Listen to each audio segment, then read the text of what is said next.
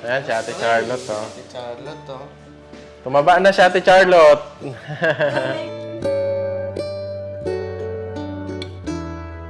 Kaya lang ngayong araw na to, hindi nga lang nakasama si Daddy Frankie kasi masama pakiramdam. Yung talagang pagka-uwi namin, parang sabi nga niya, positive sir na. Yung kapatid mo yun, binigyan pa raw ng tubig nung ano.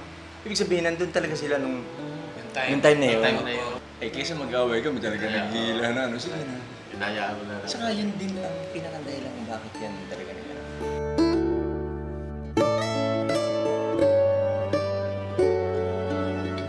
Ikaw ay inspirasyon sa kababayan, mga mahirap ay iyong dinadamayan. Sana ay hindi ka magsasawa, Panginoon na ang magbalik ng biyaya. Daddy Frankie, Daddy Frankie, Daddy Frankie, believe ako sa'yo. Daddy Frankie, Daddy Frankie, Daddy Frankie, salamat sa iyo. Daddy Frankie, Daddy Frankie, Daddy Frankie, believe ako sa'yo.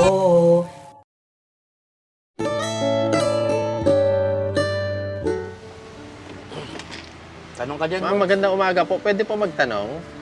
Saan po dito yung 12 Flores, Mil Flores po? Yung corner Catlea?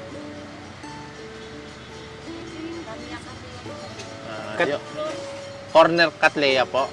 Ito daw. Catlea dito po, banda. Okay po. Salamat po. Salamat po.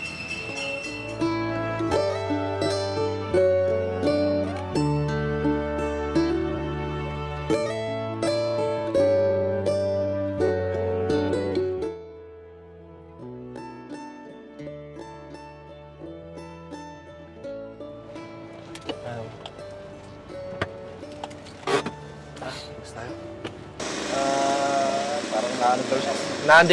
Nadengge po siya.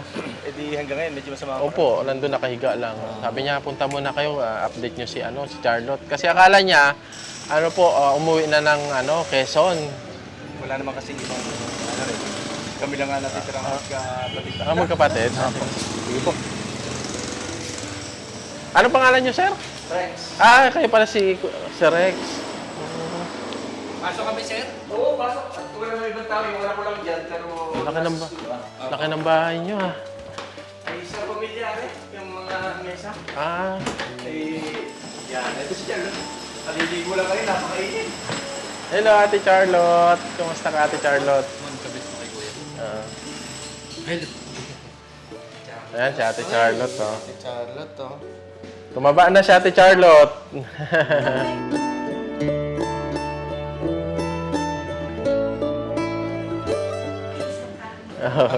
Kilala ako. Sige, bibigyan ka namin mamaya ng piso. Kilala mo ako, ah. So ayan po, kasama natin ngayon yung kapatid ni Ate Charlotte, si Sir Rex Mesa. So ito po yung ang post po dati ni Sir Rex na hinahanap niya si Ate Charlotte. Kaya yun, talagang sinikap ng Team Daddy Frankie na hanapin si Ate Charlotte. So sa awa ng Diyos, yan, kasama na po nila. Kaya lang ngayong araw na to, hindi nga lang nakasama si Daddy Frankie kasi masama pakiramdam. Nagkasakit kasi na dengue. Kaya kami na muna pinapunta dito. Kasama si Kuya Rizky, yan, si Kuya Raul. Para kumustahin muli si Ate Charlotte. Sir, nung makuha niya si Pero Ate yung Charlotte. yung unang video, yung sa may kawayan na yata, yun sa gasolinahan. Opo. Apo. Alam pala niyo yun, sir? Nagre-reach out na ako sa... Pero hindi, nito na lang din yun eh. Kumbaga, nito na lang na-send sa akin. Nag-ano ko kay Daddy Frankie, nag-message na rin ako sa kanya. Pero baka iba yung naano ko. O hindi ako nasagot ni Daddy Frankie sa messenger ba? Baka sa po yun Somewhere in Bulacan, siguro. Baka nag-message si Sir sa page kasi hindi talaga sa lahat page. nababasa sa page, Sir, kasi sobrang dami po talaga doon. Kung sa Facebook po, siguro... O pagkatapos kasi noon, isang sa Bulacan, tapos isang sa Dasma. Opo. Yung sa Dasma, pinuntahan agad namin. Doon sa area na yung parang open doon. Opo, yung parang... parang galing sa subdivision. Tapos, nag-ano kami sa coordinate sa DSWD. kila Sir Mark ng Landasma. Ayun, nagro-ronda-ronda sila doon. Yung talagang pagka-uwi namin, parang sabi nga niya, positive sir na. Yung kapatid mo yun, binigyan pa raw ng tubig nung ano. Ibig sabihin, nandun talaga sila nung yung time na yun. Pero ang bilis ng ng pacing. Dahil kami pabalik-balik doon na. Nakailang pero... So hindi niya rin nakita. Oo, iba pala talaga pag nakamotor na sabi nga ni Daddy Frankie, di ba? Opo. Yung may spotters ng dalawang motor na May kami may parang naggagala kami na isang kasama namin. Nakamotor lang para mabilis. Tapos ang para naman namin, dun sa mismong highway, yung mga traffic enforcer, binigyan namin ng yan, yung kumbaga mga... Parang flyers. Flyers na gano'n na yung kanyang picture, tapos May yung... scene na nakalagay. tapos yung aming number, saka yung messenger para... Para mabilis Kasi may mga nagsasend sa amin, hindi siya. May hawig. So Dasma, merong isa na hawig dyan. Hawig din. Nung una, antimano, balik namin. Tapos hindi po yan. Unang-una po, medyo matangkad yung kapatid ko. Ang liit ng Tsaka syempre nag-iba na Pero itsura. kahit paano, pasalamat pa rin dahil may mga yung mga taong Pupursige. Oo, yun nga. Tama. Kahit nasabihin na mali yung yung info, di okay pa rin. Pero mga ilang taon kayong hindi nagkita ni Charlie? Naka-4 na taong. Matagal-tagal din. So, Nag-apat na taon. mga before pandemic siya nawala. After. Pandemic talaga. Oo nga. Siguro 2018, kaya 2020. Hindi naman. Mga ganun. Pandemic, nasa inyo pa si Ate Charlie. Hanggang ano ba yung pandemic? 20? Oo, 2020. 2020, di ba? Oo, di yun. Mga 2020 siya nawala. Talaga. Ano, wala talaga? After ng pandemic siguro. After. Hindi kasi yung niya, umaalis yan dito. Pumupunta lang siya sa... Ang pinupuntahan niya, chapel, simbahan. Chapel, simbahan. So Kung saan- dito talaga kayo sir nakatira? Mhm. Dito sa area na to? 2006 pa kami dito. 2006 pa kayo? Tapos- Yun lang ang ginagalaan niya? Yun lang lagi. At okay lang naman dahil nakakabalik naman siya. Oo. Kumbaga, okay na rin. Saka dating na-treat siya sa sa Divine Mercy ba? Divine Mercy sa nursing homes. Po. Sa may Boni. Boni Serrano. Boni. Ayun, sa may Guadalupe, may Boni, di ba? Yung metod yun. Kasi Kaya lang- may history talaga siya sir na medyo Nervous breakdown talaga yun. nervous breakdown. Hmm. Nung bata pa, simula pa nung Hindi, bata. college na. Ito na lang.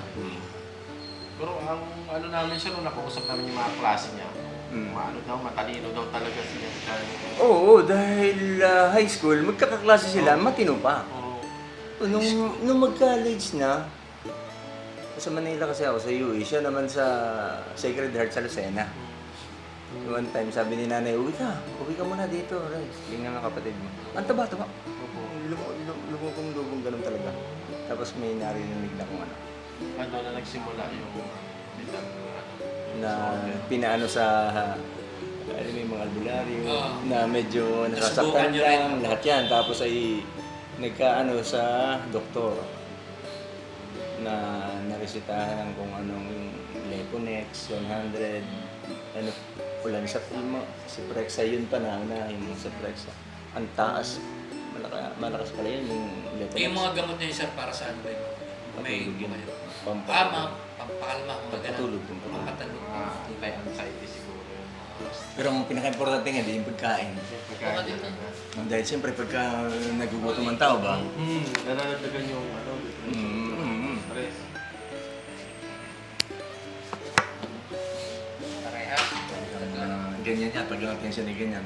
Tapos, siyempre, yung doktor noon, bawal ng kape, bawal na soft drinks. Bawal mga Pagkadating dito, binaba natin yung kape. Hindi, kinuha ko. Ay, mami, mag-aaway kami. Biglang baba. Meron na naman kasi siyang mga coins. Bibili daw siya. Sabi ko, sige na, kunin mo na. Kumbaga, total, nawala na rin siya ng ganun. Lahat ng bawal, wala na mo ng bawal. Kahit soft drink, sige. Ewan ko ha, pero ang bawal ni Dr. na ano dyan, lahat ng dark na soft drinks. Pero pag yung Sprite, pwede raw ha. Ano pagkakaano kaya? Magkakaiba. Oo ba? Soft drink pa rin. Soft drinks Oo, pa rin. pero yung Sprite pwede raw. Okay. Anyway, hindi lang na ako nung doktor. Tapos yung kape talaga. Eh, kaysa mag-away kami talaga naghihila na. Ano, sige na. Inayaan mo na lang. Saka yun din ang pinakandahilan kung bakit yan talaga na gano'n. Umalis yan dito na dala yung isang plastic na punong-puno ng mga garapon ng pera ng barya. Di ba sabi ko sa inyo dati, chapel, simbahan lang po. Noong time na yun, dala niya yung kayamanan niya. At Puro yung- barya yung laman ng... Puro barya. Yung malalaking garapon, napuno ng 5, 10. Hindi pa gusto ng 20. Kaya yun, pero kahit na mawala ng 20 sa dami noon, may picture ako nung doon sa isang cellphone ko nawasak eh. Ang pagkakabuti ng around 10,000 pesos yun.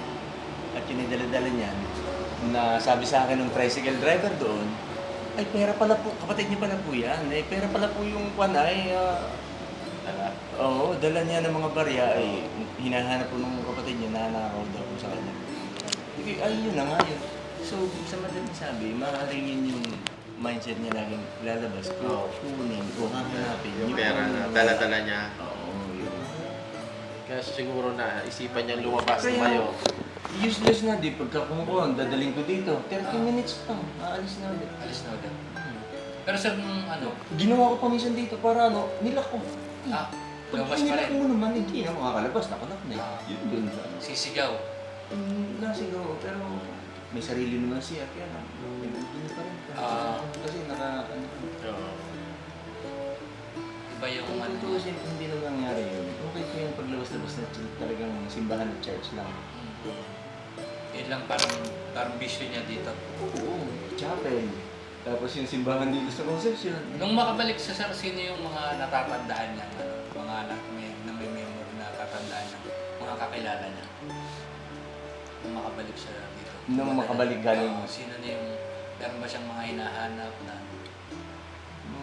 Wala na. Dahil pagdating ko, nandito na siya. Sinundo siya nung anak ko, si Jasmine. Yung yung grade 12 ko. Eh, wala pang hindi doon. Sinundo doon. Tapos pagdating ko dito, galing nga nag-ano ko sa truck. Pagdating ko rito, nakita na siya. Kaya wala akong ako na hinahanap siya kung ano man. Ice cream na kagad. Ice cream. Oo. Kaya pala, Ay, oo. nag-request siya ng ice cream na Kaya lang. pala nung makita rin namin siya, gusto niya ice cream. Nice. Pinapakain namin siya. May mga ibang dumalaw na sa kanya sir dito. Si General kanina. General. Kanina. Yung ex-mayor po na. Wala na rin naman kami ano dahil sa magkakapatid, panganay si Daddy, yun niya. Pero mamaga namatay. Lieutenant siya. Lieutenant Colonel.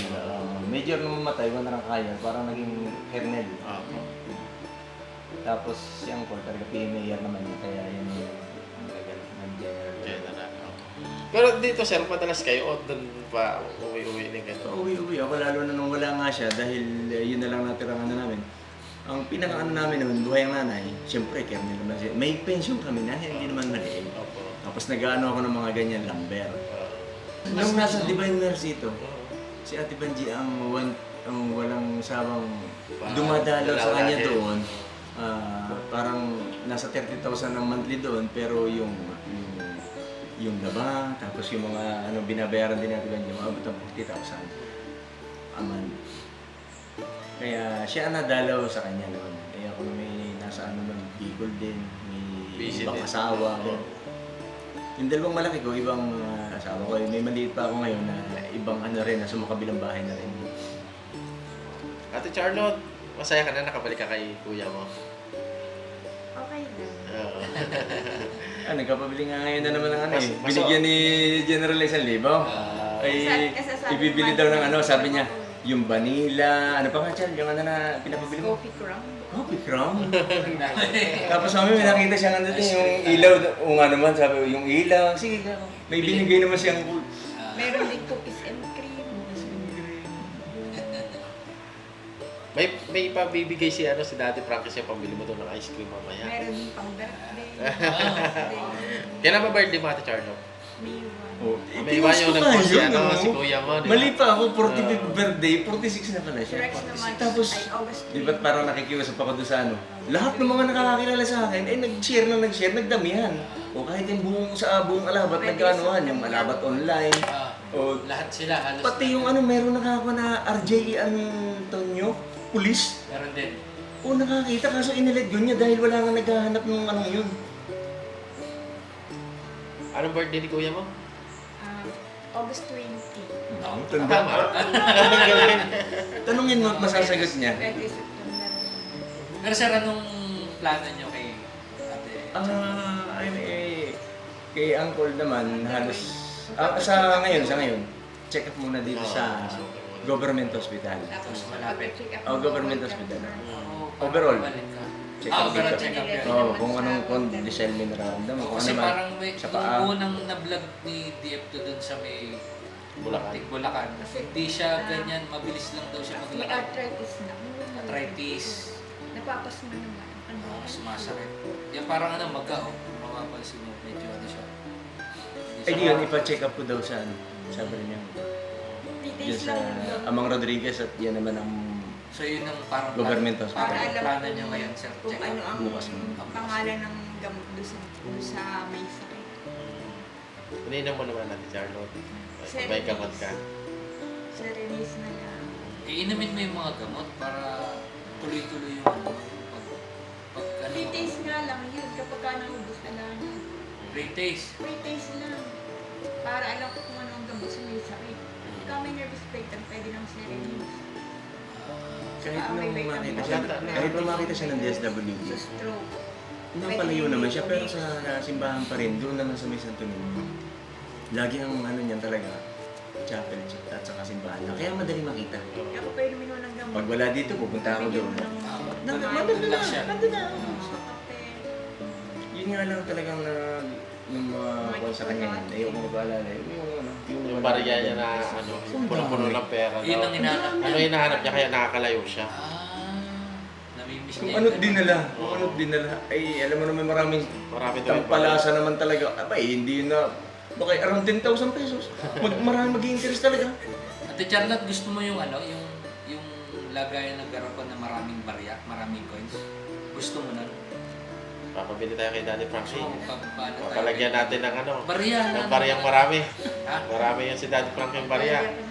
Pero yun, wag mong idadala sa labas. Oo. Nung dalhin sa labas at manakaw, yun ang laging... Sabihin natin kay Daddy Frankie. Pag- Kaya lagi siyang palayas-layas. Anong reaction sir nung makita ng mga kapitbahay nila? Oh, hindi mo nga nagkukuha. Tawa sila. Tapos, Sa mayroon pa nga mga kuhan. May mga tawag dito. Nakaka-iyo daw ako nakaka-turn. Tapos yung nakakailang mo. Yung application. Halatang may magaling talaga sa Pero na- ano na siya? matalino siya. Halatang magdisalita siya, you know? May ano talaga yan. May, ano, may talino talaga siya. May nagsalita. Ang pantaraising ice cream. Eh, hindi ko rin makakuha na tatagal siya ng ganon. Nung magtagal ng 1 taon, sabi ko, wala nang ano, parang ganon na ako. Parang hindi yun na siya rin naasahan na buhay After pa a siya. year, talagang sabi ko wala ano. Tapos, ewan ko ba, parang imagination ko, ba't parang may gumalaw. Sabi ko, pinag-uusapan pa naman namin si Chef, ay siya na yun. Kumbaga sa ano, sa isip ko, ay wala na talaga. Hindi na kayo nawala ng pag-asa na... Wala na talaga, Ano, napag-asa yung gano'n na nagkukwentuhan kami na biglang may ano, hindi ko naman alam ba't gumalaw na... Anyway, hindi ako naniniwala sa kanya. Basta naman ko lang. Parang Siyang pinagkukwentuhan namin, sabi ko, ayun na yun. Kaya sa isip at isip ko talagang wala na. Wala na talaga, ba't ganun? May... Unang taon na... What a coincidence ba na isipin mong pinag-uusapan siya tapos biglang may nagparamdam na gumalaw. Wala naman tao. Ano ba yung upuang yan? Maaari kasing may dumagas na hindi ko na. Pero kung may dumagas naman, makikita ko naman may tumakbo. Baga sa inyo, parang paramdam ang nangyari. Parang ganun na, pero hindi naman pala siya. Oo. Eh di kaya sa isip-isip ko, wala Wala. Wala. Tapos ay, ito kung saan na itinapon o siguro kung halimbawa sabihin na nabiktima na kung ano man, tapos na ako na. Tapon na lang. Taong ano naman, taong kaliw, saka wala nang idea. Wala nang ano siya, di ba? Pero nung Identity. unang malaman nyo, tapos meron kayong napanood, binagbalita sa inyo na parang naramdaman niya na, ay, parang kapatid ko yun. Anong, Hindi, siya na talaga, nung makita ko na Antimano, inano Mga namin. niya. At nung makita namin mas latest yung Dasma, Antimano kami pumunta ng Dasma. itong sa Dasma talaga. Nanap din kayo talaga agad nila. Doon talaga kayo na-alerto na ito na yung kapatid ko talaga to. Mm-mm. Pero yung vlog sa Bulacan, pero nagdalawang isip pa kayo. Sabay lang siya ma-send sa akin. Ah, Sabay lang. sabay lang na na-send sa akin na nung ma-view ko ay yung palang isa ay a year ago na, parang gano'n. taon na yun. Tagal na. Taon pa na yun. Kaya nga eh. Tsaka Kaya- hindi rin ini-expect ni Daddy Frankie na si Charlotte pala yung kasama ni Kuya Eddie ng time na yun. Kasi nakita niya si si Charlotte sa Bulacan eh. Actually, ko pa nga nakakita nun. Oo, nung umihi lang tayo kasi sabi na may doon may Nagdaanan homeless. kaming Nagluluto sila ng pagkain. time na yun.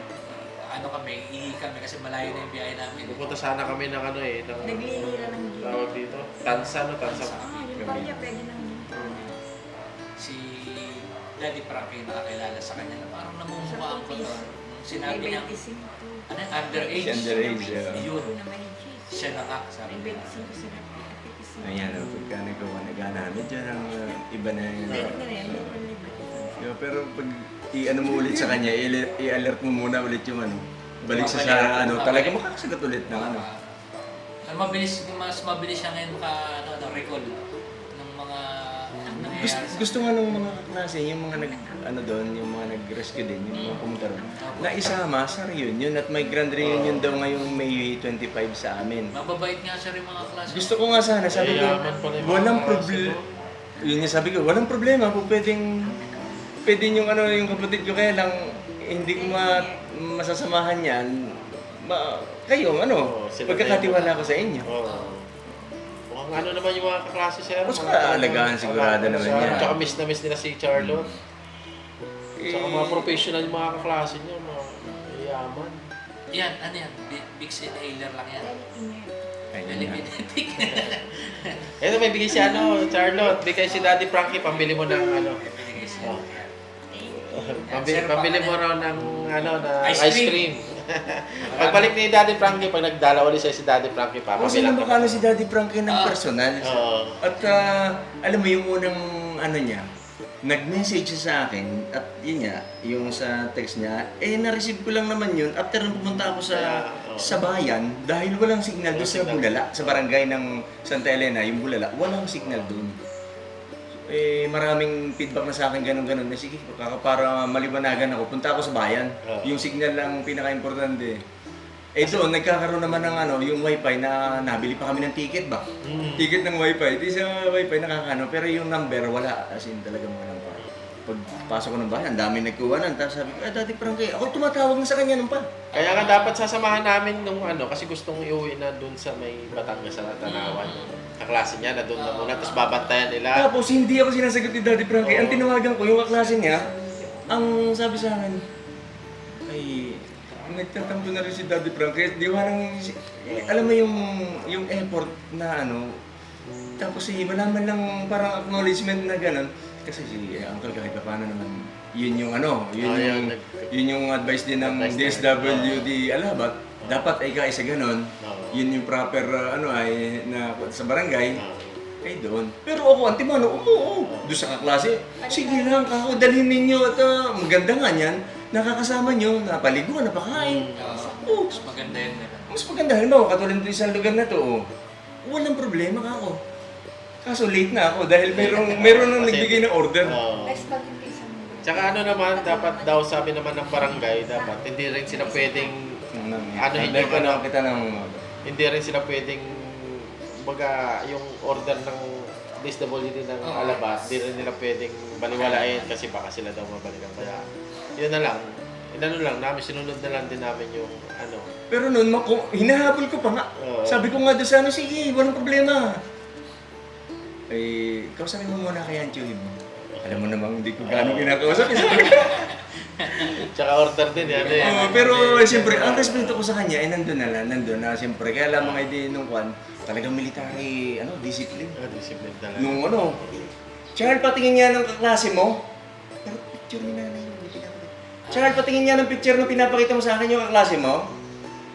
Charles? Yung dalawang picture, pati nga yung kaklase mo. Kapay nga yata. Dito may nahanap sa ano, cabinet. Hindi, nandun yung picture ko. Si nanay yun. Yung picture niya yun, si nanay yun. Ang sinasabi niya kaklase niya. Eh, hindi, pero hindi ko sinasabi yung patay. Ano eh, last year, 2 years bago pa lang na ano si nanay. Hindi yan, ipatingin ako. Yung picture ng kaklase mo? Oh.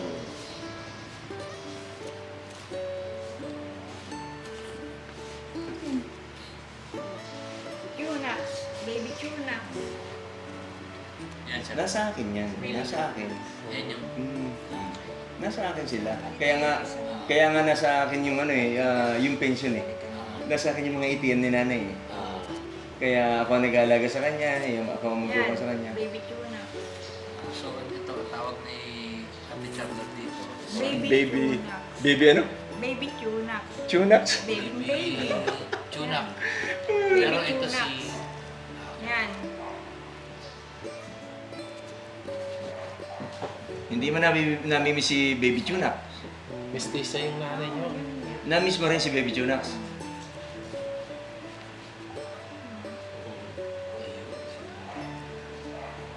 Sir, anong plano nyo? If ever na mag-okay yung ano niya rito sa check-up, balak nyo po bang iuwi sa ano? Wala naman kasing uwi ano. Oh, dito. Sa Ang una, kung iuwi ko siya doon, walang tumitira sa amin sa bahay sana. Wala nang... Wala. Di ba sabi ko nga sa'yo, muntik ko na ibenta. Ah, At walang tumitira doon. Kami lang talaga. Oo. Ang isang posible, para maano siya, edi parang nasa muna ulit. Na medyo mura sana. Na yung mga klase niya tutulong. O kumbaga magtutulong-tulong eh. Ayun din ang ano O na kaya- sir eh. Ayun kaya din sabi yung ko- sabi nila. No? Kaya sabi willing ko, naman sila tumulong. Oo. kaya nga. Baka may kaya mga klase niyo, mga professional. Kaya nga sabi ko, di, gano'n naman talaga ang mangyayari dahil unang-una, pag alis ko, punta ako ng Bigo, yung dalawa kong anak na pasok, maiiwan. Eh, okay noon, nung kami katulong, eh, wala na. Ayun nga pala katulong ko, nung nabanggit ko, pumunta rito si Daddy Frankie, ay, tawagin mo ako mamaya. Talaga, alam mo yung mga ano, pinamalita na agad. Talaga talaga, oh. Baka sa sunod sir. Certified marites mag-okay na marites siya. talaga, yung kontimano. Andiyan, pupunta si Daddy Frankie, tawagin mo ako. Baka sunod po pag okay na si Daddy Frankie, pag nandito pa sa atin kami, baka dadaan. Siguro habang nagpapacheck up, baka mag-stay muna siya rito sa... Ay, dito talaga. Dito talaga siya. Dito talaga muna mag-stay. Ay, salamat po, Daddy Frankie, hindi ka nakasama, pero nakausap ko naman kasi siya. Eh, akala ko nga kasama, kaya sana sa susunod po, makasama ka. Salamat. Ate Charlotte. Tsaka mag-text kami sir sa'yo kasi gusto na nandito ka rin sa ano. Pag nandito ka lang sa kasi siguro May message kami na para at least... mas maganda si dito si sir. Ate Charlotte, paalam ka na kaya ano? Bibili ka muna ng ano, ng Ice ice cream. Kasi may pupuntahan pa kami. Kanina pa nga ako bibili ng aming makakain.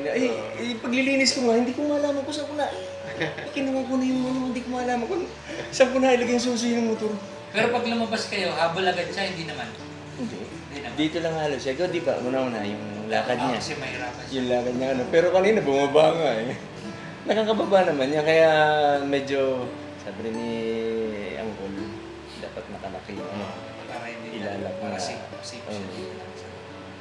Di lahat kami nakalak dito. Pag nakalaki yung ano doon, yung pinakang gate na ilalak talaga. Yeah, bibili din ako ngayon ng susi. ng kandado. Eh sir, hindi na kami sir tatagal. Oo, sige. At sana'y makabalik kayo. Sana'y sama siya. Kinamusta lang namin si Ate Charlotte. Medyo pahinga lang muna si Sir kasi ano, talagang tinamaan ng... At sana mamit namin ng personal sila. Mamimit niya Sir, mamimit niya Sir. At minsan.